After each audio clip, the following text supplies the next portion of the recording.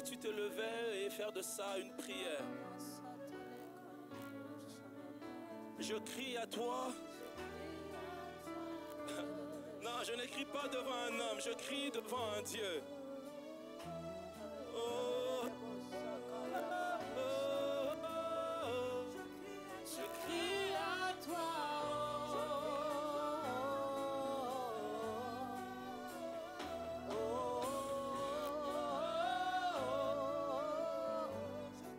Je crie à toi.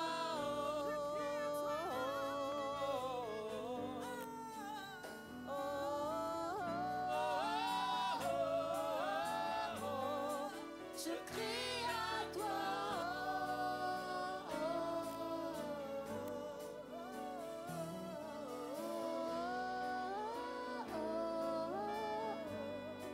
Je crie à toi. Ce matin. Yes. Je crie à toi. Yes. On va le faire. Ici et maintenant. Ça se passe. C'est en ce lieu que Dieu change de destinée. C'est en ce lieu que Dieu transforme la chose qui a longtemps duré. C'est ici et maintenant. Et tu peux commencer à prier ce matin et dire à Dieu, c'est cette chose-là, c'est ici et maintenant. Je veux que tu m'en débarrasses maintenant. C'est ici et maintenant. Non, pas à l'extérieur, ici et maintenant. Ici et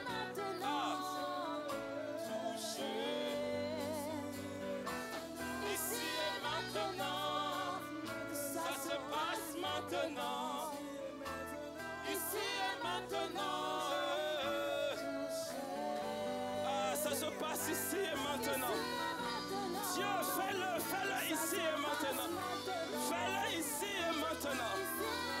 Ah, touche. Ici et maintenant. Ça se passe maintenant. Ici et maintenant. Ici et maintenant. Ça se passe maintenant. Ici et maintenant. Ici et maintenant. Ça se passe maintenant. Ici et maintenant.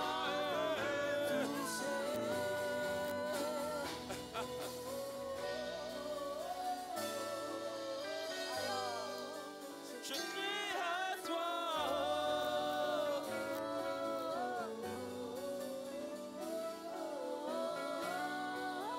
Yes, Lord.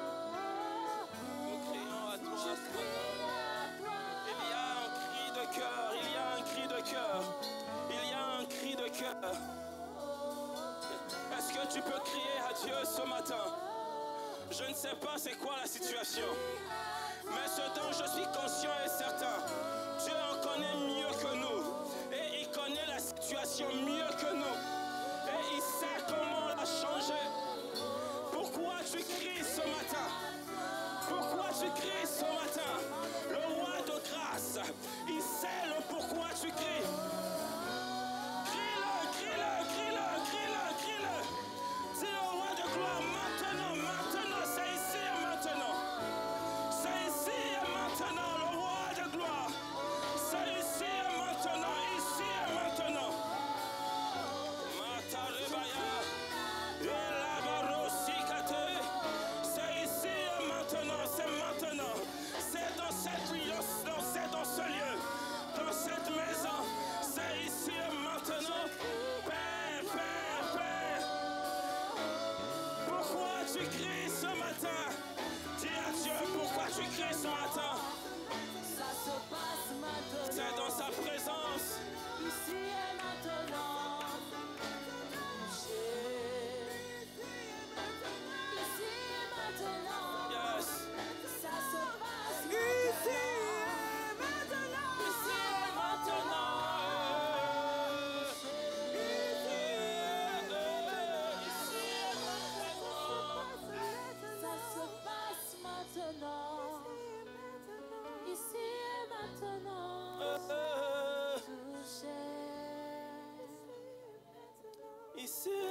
maintenant.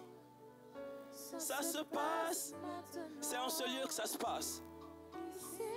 C'est dans la présence de Dieu que ça se passe. C'est un toucher invisible qu'aucun homme ne peut voir. Mais la main de Dieu sera en train de changer la situation. Tu n'as pas besoin de voir, juste de croire que ce Dieu est suffisamment grand. Il est suffisamment grand pour poser de son poids afin que la chose change. Pas besoin de voir. Mais je veux croire que ça se passe maintenant à l'intérieur. Le toucher de Dieu. Oh, ici et maintenant. Non, pas ailleurs, c'est ici et maintenant. C'est en sa présence que ça se passe. Est-ce que quelqu'un peut dire à Dieu, touche-moi ce soir, touche-moi ce matin.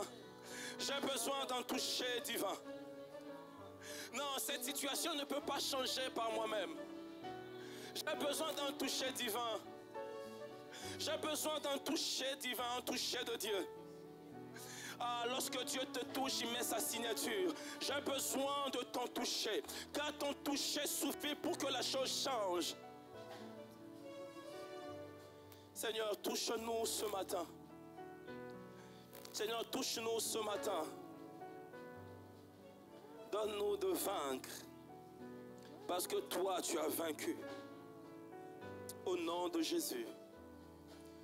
Bénis ta parole ce matin. Amen. Merci Symphonéo, que le Seigneur vous bénisse.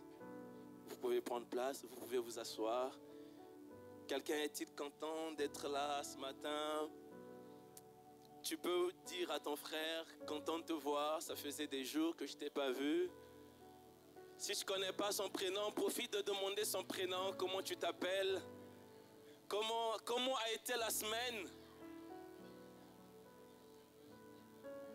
Il faut lui demander comment ça a été la semaine. Si c'est une nouvelle personne que tu n'as jamais vue, dis-lui bienvenue chez toi. C'est chez toi, c'est ta maison, c'est la maison de notre Père. Vous savez, on raconte une histoire. Je peux vous raconter une histoire. On raconte une histoire, il y avait une sœur qui était assise au bon endroit et au bon moment. Et il y avait aussi un frère qui venait d'arriver, qui était aussi assis au bon endroit et au bon moment. Au moment où le pasteur dit, saluez-vous et serrez-vous la main, échangez les noms et prénoms. La finalité, c'était devant monsieur le maire, en train de se mettre les bagues. Parce que dans tout ça, on ne sait jamais. On ne sait jamais qui est directeur à tel endroit. Qui pourra apporter le dossier sur le bureau du directeur pour dire je le connais, il est excellent, il est très bon, il est très calé. On va le prendre. On ne sait jamais, on demande juste un nom. Comment tu t'appelles? Tu fais quoi dans la vie? C'est quoi ton domaine d'études? Ça fait du bien de savoir que l'Église est bénie des dons et des talents. Mais il y a quelqu'un qui, malgré qu'il a été vaincu à la croix de Golgotha, continue à bouger sa queue pour ne pas que les choses marchent en notre faveur. Mais malheureusement, il s'est trompé. La prospérité n'est pas à discuter. Nous ne discuterons pas de la prospérité. Jusque-là, vous comprenez de quelle prospérité dont on parle. Nous ne sommes pas en train de mettre l'accent sur l'argent ou avoir des millions. Mais on est en train de parler de l'épanouissement spirituel qui se découle dans le matériel. On est en train de parler de la prospérité spirituelle. Mais vous savez, quand un fût, quand il est rempli, que vous le voulez ou non, ça va sortir. Ou faux? Quand un tonneau est rempli, que vous le voulez ou non, aussi longtemps que vous serez en train de mettre de l'eau, ça va sortir. Et la prospérité dont nous parlons, elle est plutôt spirituelle, profondément spirituelle, mais dont les conséquences sont visibles. C'est de ça il est question. Nous ne mettons pas l'argent devant, parce que l'argent n'est que la conséquence d'un travail acharné. est la conséquence d'une bonne gestion financière, est la conséquence d'une bonne planification et d'un bon placement. Et ce matin, vous l'avez certainement vu, nous sommes en train de parler de vaincre l'esprit de pauvreté. Vaincre l'esprit de pauvreté. Tu peux dire à ton voisin, s'il est cool, tu dis voisin, vaincre l'esprit de pauvreté, voisin. S'il n'est pas cool, s'il n'est pas cool, dis voisin, sois cool, sois cool. Sois relax, sois relax. Est-ce que la sonneuse peut projeter 3 Jean 1 à 2? C'est notre texte de base. Et je vais commencer par là. C'est notre texte de base. La Bible dira ceci. Cher ami, je souhaite que tu prospères à tous égards et que tu sois en bonne santé physique que tu sois en bonne santé physique, que tu l'aies spirituellement. Merci, verset 2.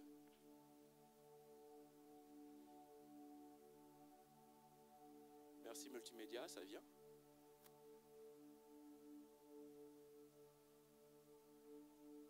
Oui, la suite, pardon, la suite, pardon. Ah, c'était moi, désolé. Ouais, je me suis beaucoup réjoui lorsque les frères sont venus chez toi, m'ont rendu ce témoignage que tu demeures attaché à la vérité et tu vis selon la vérité. Et le verset 2, c'est ça qui nous intéresse et c'est là où on a tiré notre vision de l'année. Je souhaite que tu prospères à tous égards, comme prospère l'état de ton âme. La pensée de Dieu n'est pas que nous soyons pauvres. Je vais expliquer de quelle pauvreté il s'agit. Mais la pensée de Dieu est plutôt que nous soyons en bonne santé, que nous prospérons à tous égards. La pauvreté, en fait, est un phénomène majeur. Je prendrai un exemple assez simple en Afrique. Surtout chez nous, en Afrique subsaharienne, où plusieurs raisons expliquent cette pauvreté à outrance. N'est-ce pas que l'Afrique est un continent assez riche, mais pauvre? Qu'est-ce qui explique que l'Afrique soit autant pauvre? Bien que riche, dans tous les domaines. De l'exploitation étrangère, l'une des premières raisons. La deuxième raison, c'est la mauvaise gouvernance. On a des leaders, on a des responsables, on a des dirigeants. Mais il y a une mauvaise gouvernance. Vous allez dans un pays où un seul individu va acheter 350 appartements en Europe. Pour un seul individu. 350 appartements en Europe. Là, tu ne vis même pas là-bas. Une mauvaise gouvernance est l'une des raisons de la pauvreté en Afrique. Les conflits, n'en parlons plus. Le manque d'industrie de transformation. Ce qui est pris en Afrique et part en Europe ou partout ailleurs et pour revenir à des valeurs encore plus élevées. Alors que c'est l'Afrique qui détient la matière première. Et le dernier qui ne me surprend même pas, parce que j'ai entendu quelque part quelqu'un dire, même s'il n'y a pas ceci, mais ils sont quand même en paix. Même s'il n'y a pas le courant, même s'il n'y a pas l'eau, même s'il n'y a pas ceci, ils sont quand même en paix. J'ai envie de dire, qu'est-ce que la paix? Si socialement les gens ne sont pas épanouis. Qu'est-ce que la paix si un père ne peut pas donner à manger à son enfant? C'est ça qu'on appelle la paix. Et quelqu'un ose le dire haut et fort. Il défendait son parcours. Il dit, au moins il y a la paix, il n'y a pas de guerre. Le leadership chaotique. Ces quelques raisons que je cite, en fait, font partie des raisons pour lesquelles l'Afrique aujourd'hui est pauvre et ne se développe pas. Et un jour, je me suis posé à moi-même une question. Et si le Seigneur me faisait grâce de passer au moins juste une journée étant président de mon pays. Ah, vous n'allez pas aimer. On me dit juste, frère, une journée, président du Congo. Mon Dieu. Le Seigneur connaît mon cœur mieux que vous. Ah, il ne va pas essayer. Le plus grand problème en Afrique, ce n'est pas sa richesse. C'est le leadership. C'est le leadership qui est en Afrique. J'ai essayé de faire mes recherches. Vous savez, l'Afrique possède à elle seule 30% de réserves minérales mondiales. Une bonne terre arable. Des forêts. De l'eau douce. On parle du fleuve Congo. On parle du Nil. On parle des lacs Victoria et Tanganyika. Les richesses en Afrique. Mais regardez ce que nous sommes.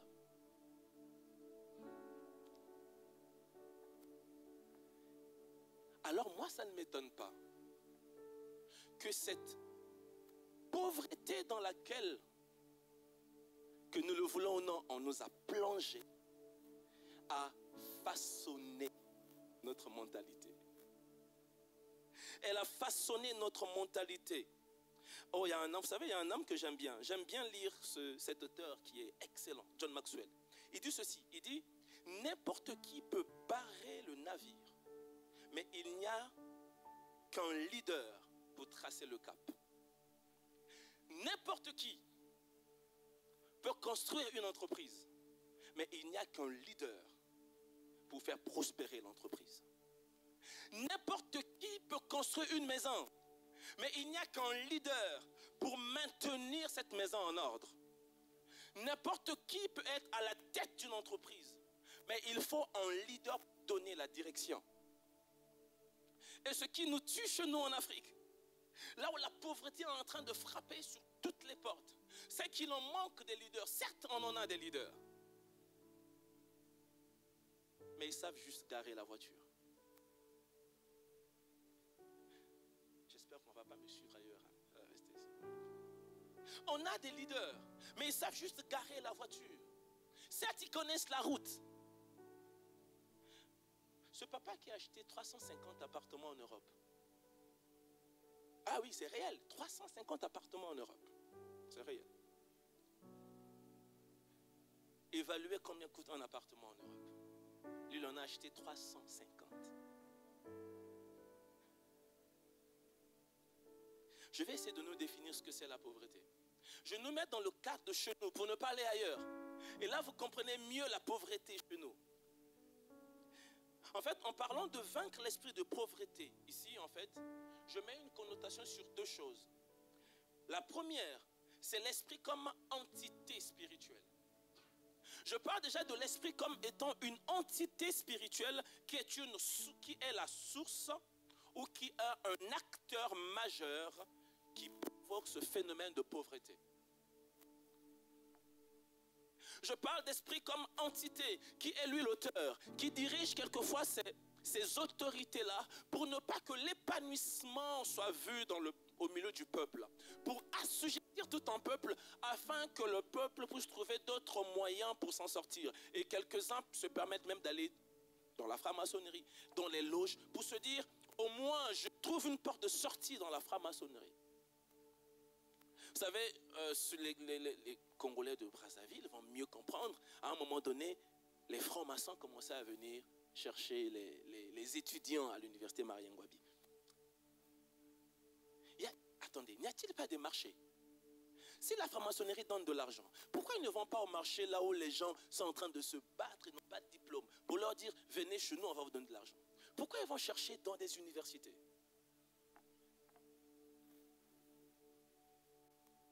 Parce que ça ne donne rien à la franc-maçonnerie. Parce que ça ne donne absolument rien. Il va te prendre, il va te mettre à une place où tu vas utiliser ta tête, ton cerveau, croyant en fait que c'est eux qui te font travailler. Or, tu utilises ta tête et ton cerveau pour travailler, pour générer de l'argent. Et ils venaient récolter des étudiants, prendre les étudiants et les emmener pour pour qu'ils puissent devenir aussi riches. Et ces étudiants croyaient en fait que c'était eux qui leur donnaient de l'argent. Mais ils travaillaient dans des entreprises. C'était leur tête qui travaillait. Mais ce n'était pas la franc-maçonnerie. Et moi, je me demande, si vous donnez réellement de l'argent aux gens, pourquoi n'allez-vous pas chercher des gens au marché, ceux qui ne vendent, ceux qui n'ont même pas fait études? Prenez-les, rendez-les riches, on va voir. Je suis en train de parler de pauvreté, deuxièmement, comme étant la mentalité. Cette mentalité qui est source de pauvreté, comme étant une mentalité, façon de voir, façon de penser. L'esprit de pauvreté, si vous voulez, est vu comme une attitude intérieure, une mentalité négative, même pour certains, une influence spirituelle qui pousse une certaine personne ou une personne à rester dans le manque, dans la peur du manque, dans la médiocrité, dans la passivité face à ses besoins. Il y a des gens, quand bien même Dieu veut les bénir, eux ils disent non, non, non, moi je ne veux pas de l'argent. Quoique Dieu veut les bénir, la mentalité les empêche d'accéder aux bénédictions. Quoique Dieu veut les ouvrir une porte, la mentalité les réclame. Dit non, non, non, non, tu ne peux pas.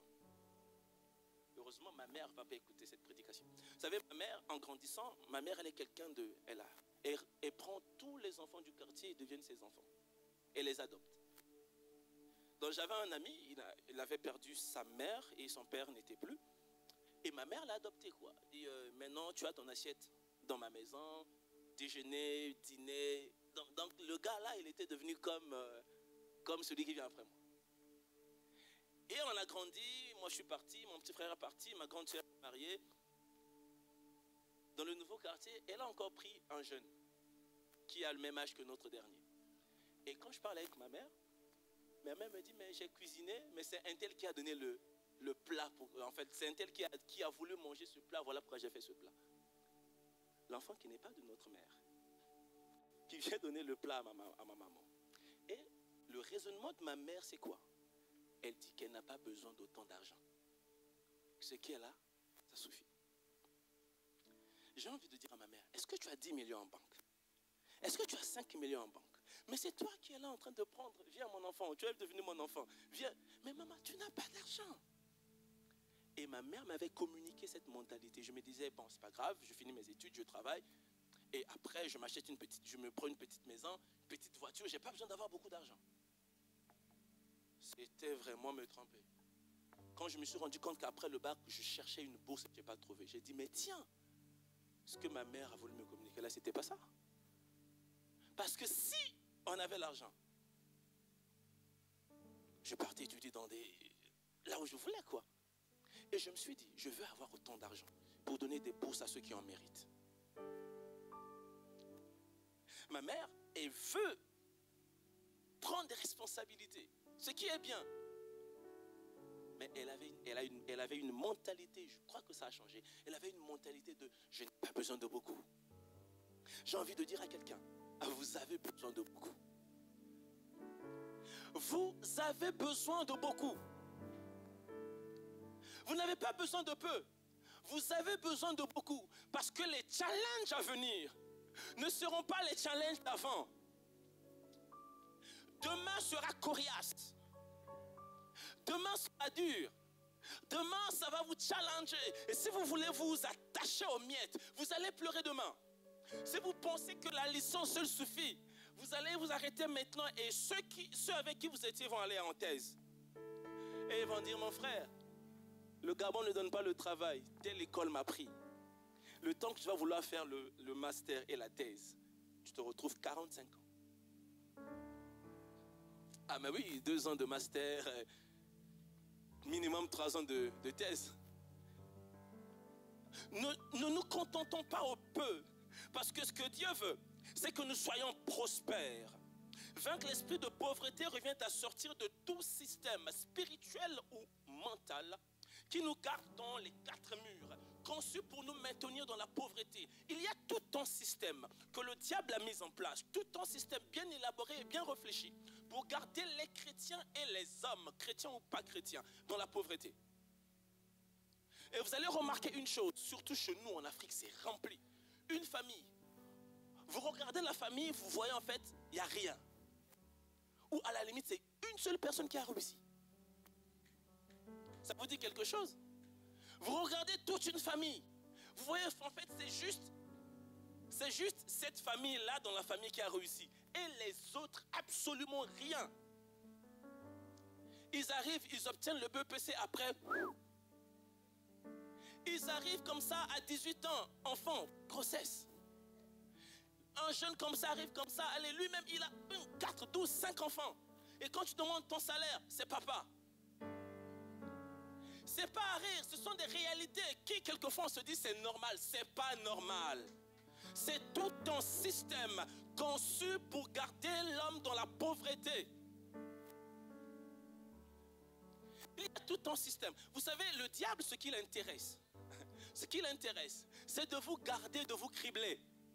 Et lui, il est content quand il voit ça. Quand il voit, en fait, toi, tu te dis, je suis chrétien, je prie, je fais ceci. Mais vous oubliez une chose. C'est qu'il y a des gens qui ont vécu après vous, qui ont signé des pactes et des alliances. Que cette famille, et il n'y aura pas un homme fort. Le seul homme fort a déjà été confié au grand maître du village. Et toutes ces réalités-là, vous les savez. Vous savez ces réalités-là, où il n'y a personne qui peut faire sortir la tête. Ce que je dis, c'est ce que je sais, je l'ai vécu dans ma famille. Mon père est le seul à faire sortir sa tête.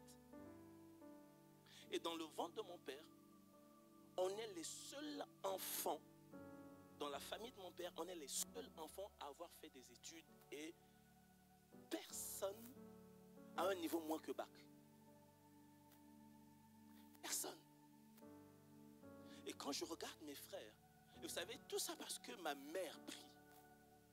Mon père priait. Bon, mon père, il prie. Là même, il est devenu encore très, très, très chrétien. C'est une grâce de devoir servir Dieu. Il est maintenant diacre. Mais quand je regarde de l'autre côté, je vois mes cousins. Mais je me dis, mais... Et je parlais avec ma mère cette semaine, j'ai dit à ma mère, mais il faudrait remercier Dieu pour les enfants que vous avez eus, qui ne fument pas, ils ne prennent pas de la bière, ils vont à l'école et ils ne vous créent aucun problème. Ma mère me dit, t'inquiète pas, je range tous les jours les actions de grâce pour les enfants que Dieu m'a donnés. Il y a des réalités et si vous ne vous mettez pas à prier, vous allez vous dire, mais qu'est-ce qui se passe? Il y a tout un système conçu uniquement à votre taille.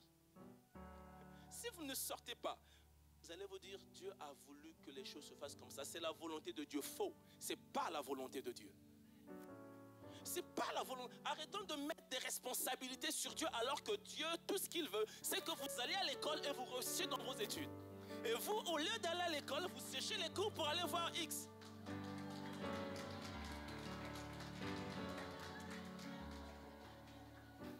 Quand vous avez des pauses, quand vous avez tout un week-end, vous dites, mais non, ce week-end-là, je m'en vais à Casa. Casa Fès, billet, c'est combien? Combien de dirhams billet Casa Fès? 500 x 2, ça fait combien? On va faire calcul ça. Maintenant, là, je suis fort en calcul, même si j'étais diplomate. Aller-retour, Casa Fès, c'est combien de dirhams? Non, qu'une seule personne parle, on va entendre. C'est combien? 330. Si je mets des placements dans des gares, entre les deux gares, on est facilement à 400. On est à 500. Maintenant, faites 500, balade dans la ville. KFC. Donc, mettons un budget de 1000 dirhams. Faites 1000 dirhams x 12. 12 000 dirhams. Faites 12 000 dirhams x 5. C'est l'argent d'une parcelle au fin fond d'un quartier du Gabon. Que tu achètes, que tu laisses, ça prend de la valeur, après demain tu vends. Maintenant, vous, ce que vous faites, vous gaspillez votre argent. Allez, fais casa. Et à la fin, vous allez dire, Dieu a voulu que je sois pauvre, que je ne réussisse pas, que je n'investisse pas. C'est vous qui ne voulez pas investir. C'est vous qui ne voulez pas. Quelqu'un va dire, pasteur, ce que vous dites là, Dieu veut que nous soyons dans cette attitude-là de pauvreté.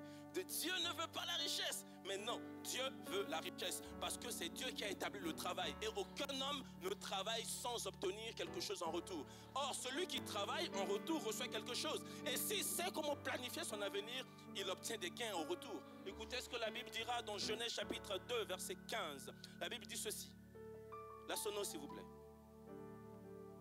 Le Seigneur Dieu prit l'homme, c'est ça? Merci la sono.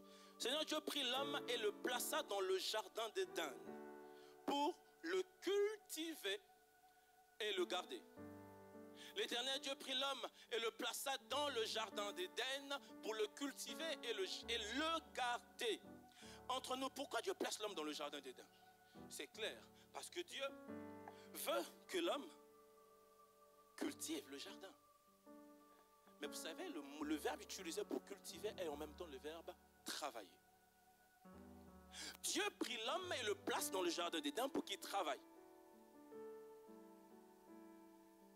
Pourquoi? Parce que le travail fait partie de la vocation de l'homme, la vocation originelle de l'homme. Dieu n'a pas créé l'homme pour que l'homme croise les bras. Dieu a créé l'homme pour que l'homme travaille. Et le diable, sachant que l'homme en travaillant trouve son épanouissement, il va faire quoi? Il va mettre tout un système derrière afin que l'homme ne jouisse pas de ce qu'il obtient comme travail. Pour que l'homme ne s'épanouisse pas. En fait, Dieu place l'homme dans le jardin, dans l'optique qu'il soit co-ouvrier avec Dieu. Co-ouvrier, qu'il travaille et à la suite, il obtient un retour, son épanouissement. Son épanouissement. Regardez, après la désobéissance, chapitre 3, versets 17-19. Dieu va mettre l'homme à la porte du jardin. L'homme est devenu indépendant. L'homme a pris son indépendance. Dieu va dire, ok petit, maintenant là, que tu as pris ton indépendance, va chercher ta vie. C'est comme nous, on a fini d'étudier au Maroc. Quand on va rentrer au pays, on va aller discuter la chambre avec le petit frère.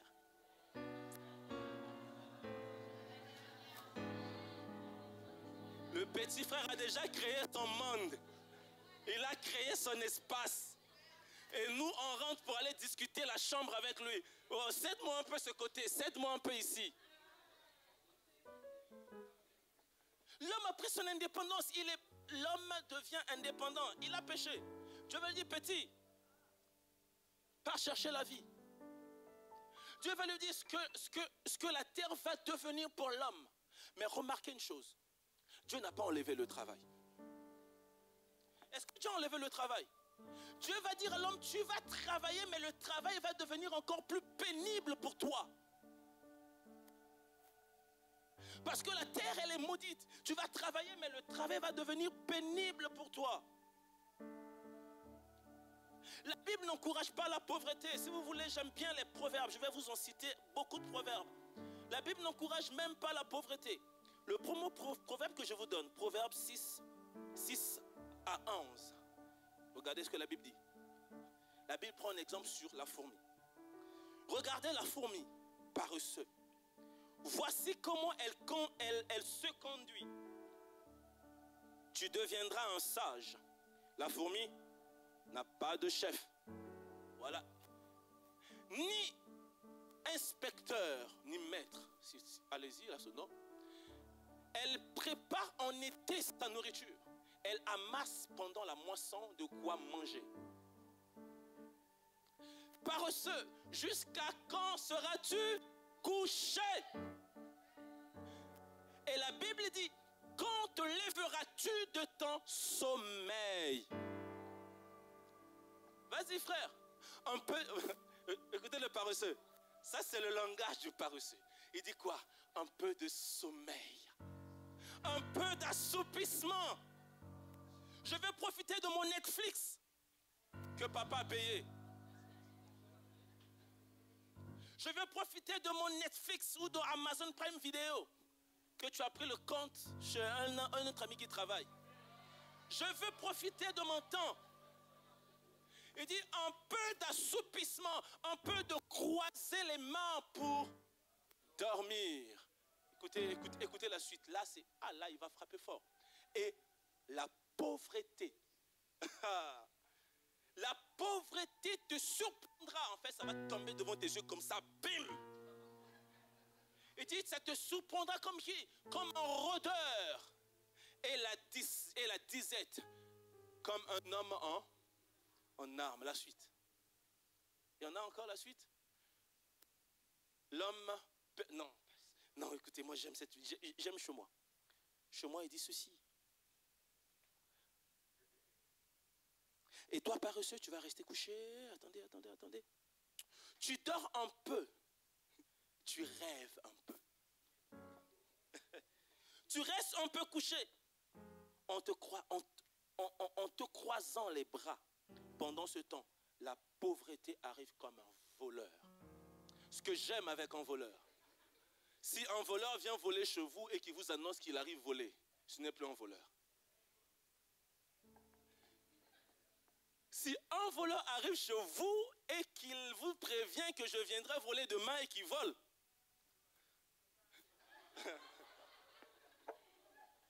je me rappelle une fois chez nous, il y avait un voleur qui était venu voler. Le gars, il vient voler, il entre dans la cour comme ça pour voler, il touche toutes les portes, tout était fermé. Il s'est rendu compte en fait qu'il ne pouvait rien voler. Vous savez ce qu'il a fait? Il a dit, ok, comme vous n'avez rien laissé, alors je vais vous réveiller. Il a pris les cailloux, il a jeté sur les tôles et tout le monde était réveillé. Et le voleur était parti. Le voleur ne prévient pas quand il vient voler chez vous. Et l'auteur des Proverbes dit ceci. Un peu d'assoupissement. Un peu de je veux dormir un peu. Un peu de je suis une femme. C'est l'homme qui viendra m'épouser. Et il prendra soin de moi. Mentalité de paresseux. C'est pas ce que Dieu encourage. Un peu d'assoupissement. Un peu de je veux prendre mon temps. J'aime Proverbe 20, verset 4. Là, je prends des proverbes pour que vous puissiez comprendre que Dieu n'encourage pas la pauvreté. Dieu encourage le travail, mais un travail honnête. Proverbe 20, le verset 4 dira ceci. À cause du froid, le paresseux ne laboure pas. À la moisson, regardez maintenant le paresseux. Il demandera. Mais la Bible dit, il n'y aura rien. Ah, il fait froid, je vais parler à la fac. Ok. Le prof, lui, il était là. Ah, il fait froid, je n'irai pas en stage. Entre-temps, le directeur de l'entreprise est venu saluer les stagiaires. Ah, il fait froid, je ne pars pas à l'église. Entre-temps, il y a un frère qui était venu chercher un ingénieur à l'église. Et c'est toi l'ingénieur qualifié, tu n'es pas venu.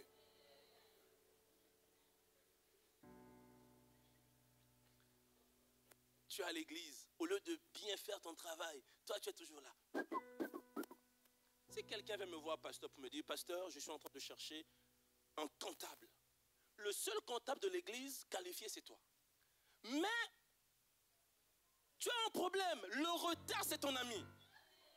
Et si le pasteur te recommande, des gaffes que tu feras là-bas tombera sur sa tête. Ça fait qu'on ne peut même pas recommander. J'ai bien envie de recommander, mais tu vois l'attitude, le comportement, tu dis, mais si je recommande, ça va tomber sur l'église. Les amis, vous ne savez pas qui est qui ici. On a bien envie de recommander, mais on se dit, ah, le comportement aussi, ah, je vais juste me préserver, le témoignage de l'église, restant entre nous, supportant entre nous, mais que ça ne sort pas. Regardez ce que Proverbe 24, 30, 34 dit. Il dit ceci. Oh, j'aime trop. Il dit, je suis passé près du champ d'un paresseux. Le paresseux a son champ, hein. Non, lui aussi, il a son champ. Mais vous avez déjà vu le champ d'un paresseux? Il dit, je suis passé près du champ d'un paresseux. Près de la vigne d'un homme dépourvu de raison. Le proverbe n'est pas gentil. Les orties, ils poussaient partout. les mauvaises herbes. Ah, le paresseux. On couvrait la surface. Son mur de pierre avait été rasé. Moi, j'ai regardé, j'ai réfléchi. J'ai vu, j'en ai tiré instruction. Le sage dit, j'ai vu, j'en ai tiré instruction. Un peu de sommeil, un peu d'assoupissement, un peu de croiser les bras en se couchant. Et la pauvreté rôde. Ah, on l'a déjà lu. Non, il a repris. Et la pauvreté rôde, tu surprendras. La misère arrivera comme un soudard. Essayons de voir les symptômes de l'esprit de pauvreté. Et vous vous rappelez, j'ai dit au début, en fait, qu'il y a deux connotations dans ce que je dis. Il y a l'esprit comme entité et l'esprit comme mentalité. Peut-être dans les soirées d'enseignement et de prière, on pourra mieux approfondir. Pour ceux qui ne viennent pas les mercredis en prière, que Dieu vous bénisse.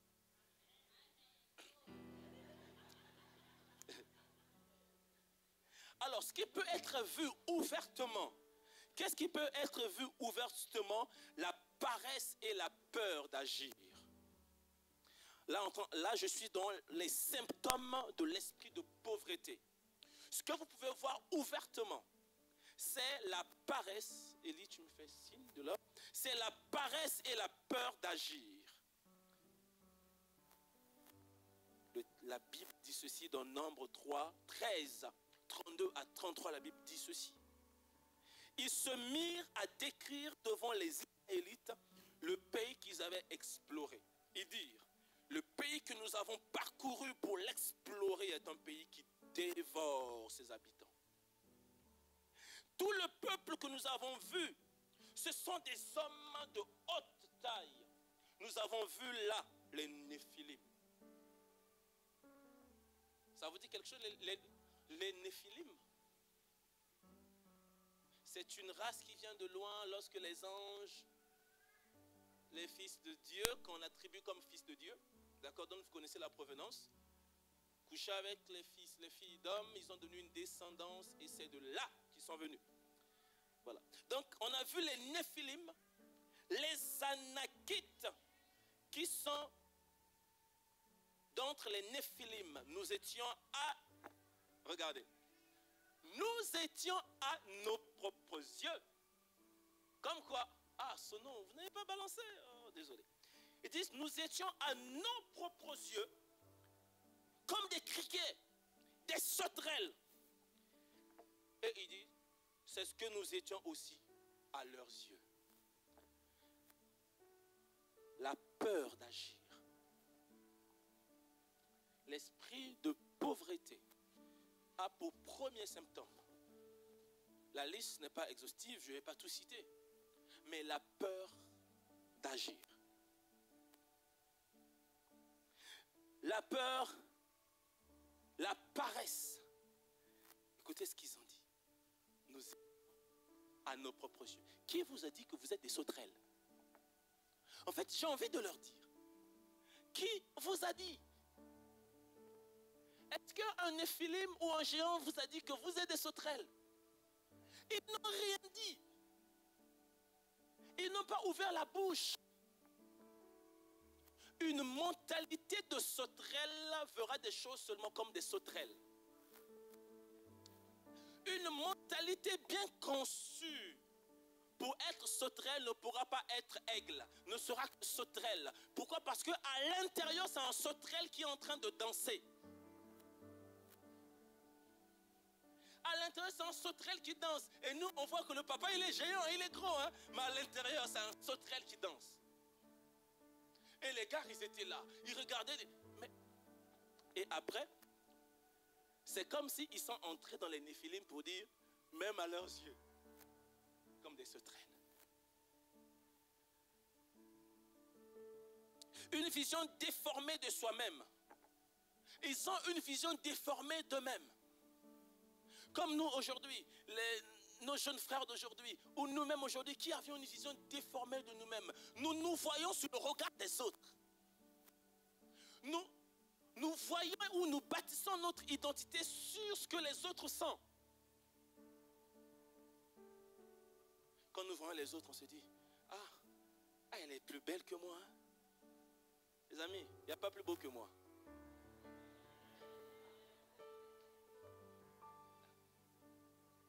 En tout cas, désolé, hein? Vous êtes beau, mais il n'y a pas plus beau que moi. Et Élisée aussi peut dire, pasteur, c'est pas grave, vous êtes beau, à vos propres yeux, mais il n'y a pas plus beau que moi. Mais que des gens qui ont une mentalité de sauterelle, qui pensent que le fait de dire que l'autre est vilain fait de lui beau. Mais non. Une vision déformée de soi-même ne vous permettra pas d'aller loin. Une vision déformée de vous-même vous gardera là où vous êtes en train d'errer. Parce qu'eux, ils ont une vision déformée d'eux-mêmes. Ils se disent, nous ne sommes que des criquets. Qu'est-ce qui peut sortir de bon des criquets? Un criquet ne peut pas battre un géant. Mais il y avait deux personnes qui avaient une mentalité de conquérant. Ils disent, certes, ils se sont des géants, mais mentants, allons. Une projection d'une vision sur les autres. Ils voient les autres. Ils disent non, à leurs propres yeux. Nous aussi, nous étions comme des sauterelles. Qui vous a dit? Je vous cite les symptômes. La sécheresse financière fait partie des symptômes. Toujours en manque malgré les efforts. Vous faites beaucoup d'efforts, mais vous êtes toujours en manque. Salaire de 11 000 dirhams, quand ça passe, l'enfant qui tombe malade. L'épouse à l'hôpital. Et à la fin, j'ai pas économisé.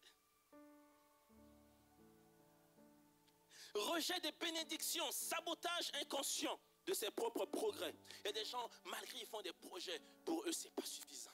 Je n'ai rien fait. Allez, ça n'a rien à voir.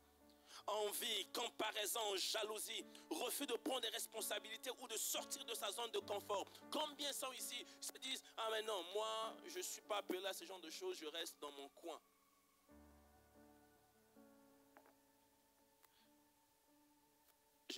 Je connais un frère. Aujourd'hui, il gagne bien sa vie. Ce qu'il fait dans son travail, dans son entreprise, il n'a pas appris ça à l'école. Il a appris ça à l'église. Vous voulez un meilleur management? Venez à l'église. Venez pas seulement un dimanche. Quand le culte finit, saluez les gens, serrez les gens. Discutez avec eux. Apprenez à le connaître. Parce qu'il n'y a pas plus meilleur éducateur pour l'être humain que l'être humain. Et nous voulons juste, moi j'ai pas envie de frustrer ou qu'on me frustre, alors je finis mon culte. Allez, je rentre chez moi. Mon frère, rentre chez toi, c'est pas grave. Nous on reste ici, on apprend. Ceux qui restent, ils apprennent les conséquences. Est-ce qu'il y a des informaticiens ici? Est-ce qu'il y a des informaticiens ici? Est-ce que vous connaissez c'est quoi un malware? Vous connaissez certainement. En fait, un malware est un programme conçu pour endommager un système, perturber un système, voilà, accéder à un système de l'extérieur, et donc manipuler un système de l'extérieur. D'accord? Donc, l'esprit de pauvreté agit comme un malware dans la vie d'un chrétien. Ça vous empêche de faire sortir le potentiel que Dieu a déposé en vous. En vous disant, je ne suis qu'une sauterelle. C'est une sauterelle ou un sauterelle? Ah, c'est passé. Je ne suis qu'une sauterelle. C'est pas vous, à l'intérieur. C'est le malware qui vous met, qui tape le code, qui modifie le code, qui gère le code. Et vous vous dites, mais non, non, ça moi je ne peux pas faire. C'est trop haut, c'est trop grand. J'ai appris l'habitude. Même si quelqu'un me dit c'est grand, je dis je vais aller. Je vais peut-être finir par là, je n'ai pas fini mes trucs, mon message, mais on verra ça prochainement. Quand on a commencé Al-Muafaka, on arrive à l'école comme ça, les anciens nous disent, ah, les bleus, l'école ici c'est chaud, hein. Moi je me suis dit, non. Ce discours-là on l'a déjà écouté. c'est trop faible. Il continue à nous dire, on va attendre, voir les premiers devoirs, ce que vous allez donner. Et le malheur, on est tombé sur un prof de dogmatique. Premier cours de dogmatique. Papa, là, il nous a donné 6. Meilleure note, c'était 10. Un seul avait 10. Et nous tous, on avait 6. Pas de niveau, pas de niveau, pas de niveau. Et je n'oublierai jamais le nom de ce prof. Monsieur Müller. Vous pouvez aller sur Internet, taper juste Mark Müller. Il est dogmaticien. Il est très calé. 6, 8.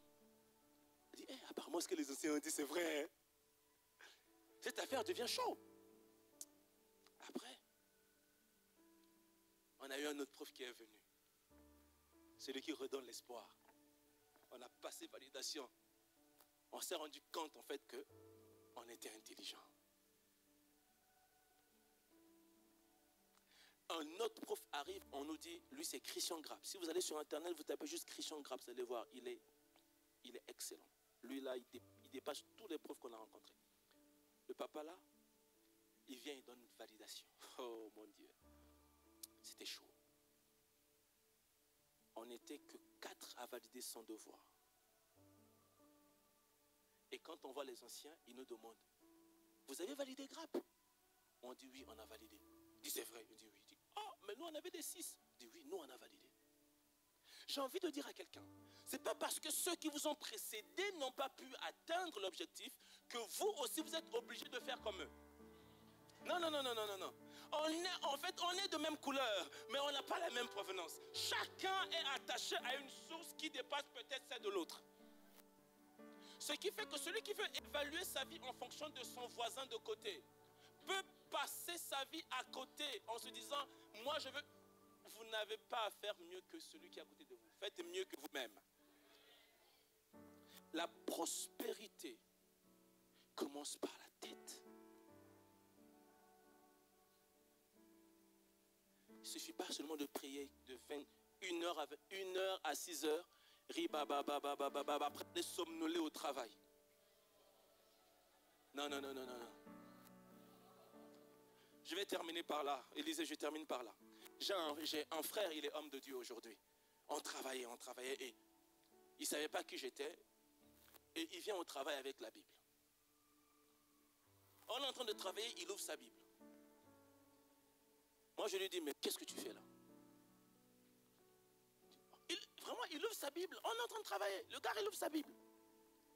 Je dis, mon frère, quel témoignage tu donnes?